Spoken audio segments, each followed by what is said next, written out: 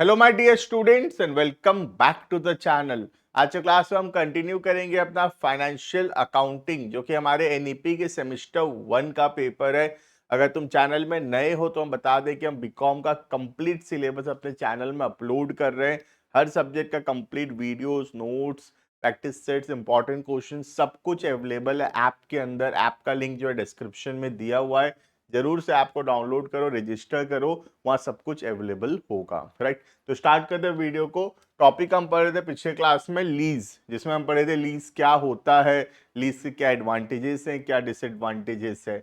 आज के क्लास में हम पढ़ेंगे क्या जर्नल एंट्री पास होगा लीज का in the books of the lessee and in the books of the lessor. After that we will read what is the difference between an operating lease and a financial lease. Clear है? तो start करते हैं। हम पहला पढ़ रहे journal entries in the books of the lazy.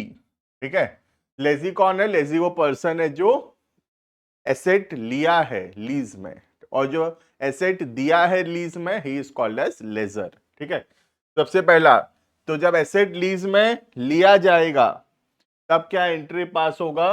Leased asset account debited to lessor. Suppose 1 lakh का asset लिया गया, तो 1 लाख का एसेट आया तो 1 लाख का एसेट डेबिट होगा टू 1 लाख रुपए देना है अपने को लेजर को, लेजर लाइबिलिटी है, क्रेडिट हुआ। क्लियर? उसके बाद हो सकता है कुछ खर्चा हमको करना पड़े उस एसेट के ऊपर, तो वो जो भी खर्चा हम करेंगे वो एसेट के कॉस्ट पे ऐड हो जाएगा। तो एंट्री क्या होगा? Leased asset account debit, lease के एसेट के कॉस्ट पे ऐड हो गया। तो लीज एसेट कितने का हो गया? 1,10,000 का। टू बैंक, जो खर्चा हम किए, पैसा गया तो कैश आउटफ्लो हुआ, इसलिए टू कैश या to bank. Clear?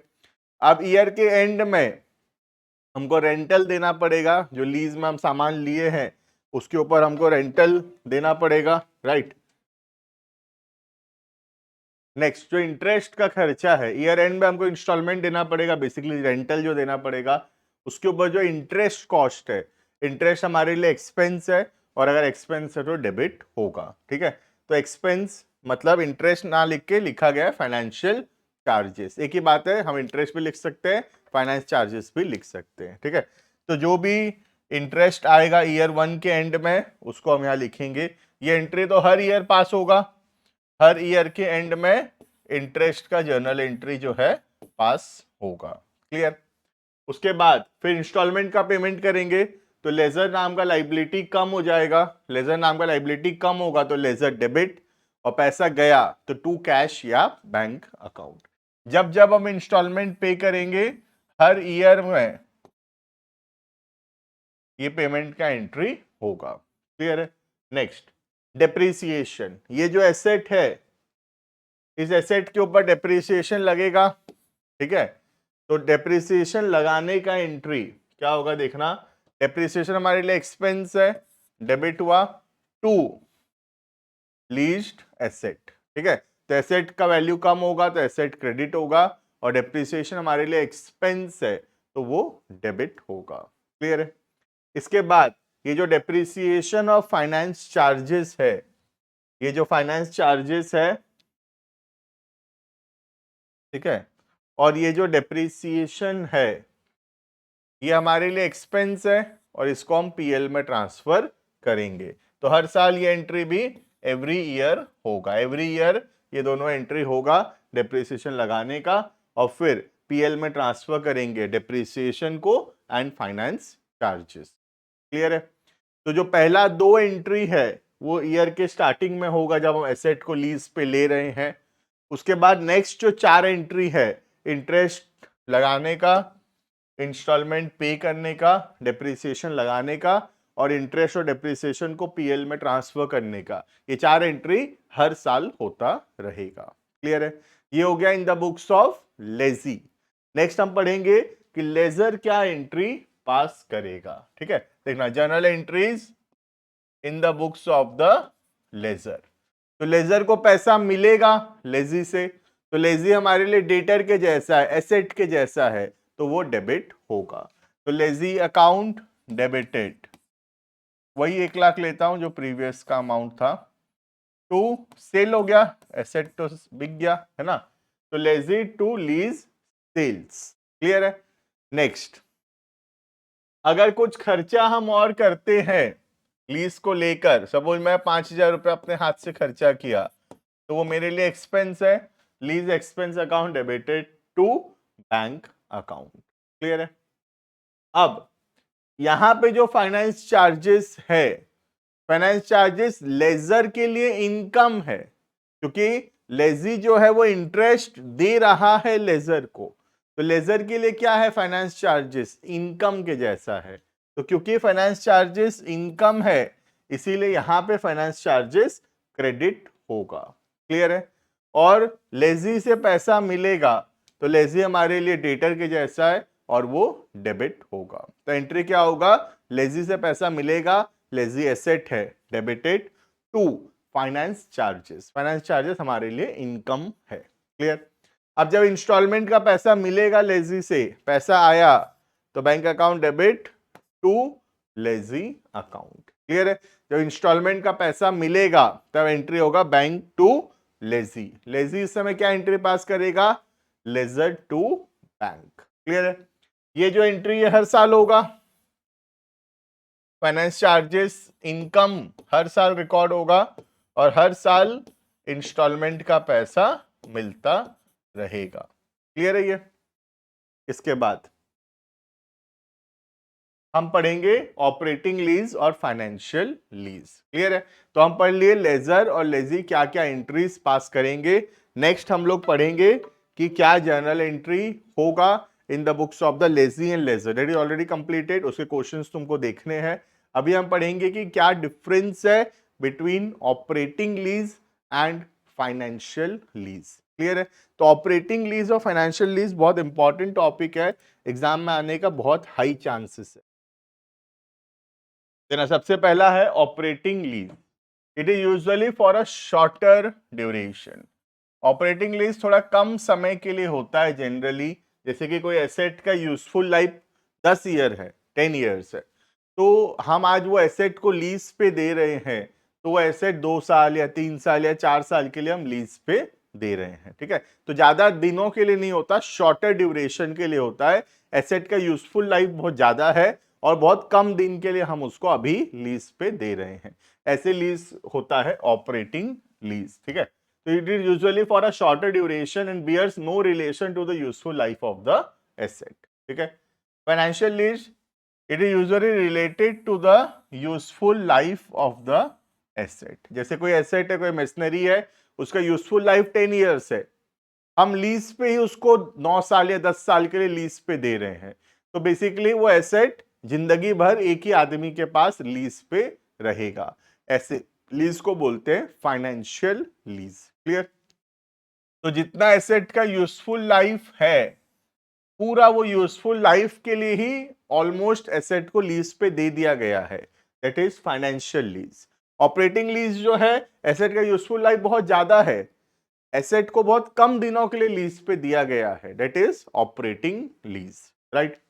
Next, it is a revocable contract. ये कॉन्ट्रैक्ट को कभी भी तोड़ा जा सकता है, रिवोकेबल मतलब कभी भी तोड़ा जा सकता है। फाइनेंशियल लीज ये नॉन रिवोकेबल है, ये चलता ही रहेगा, इसको कैंसिल नहीं किया जा सकता। रिवोकेबल मतलब कैंसिलेबल।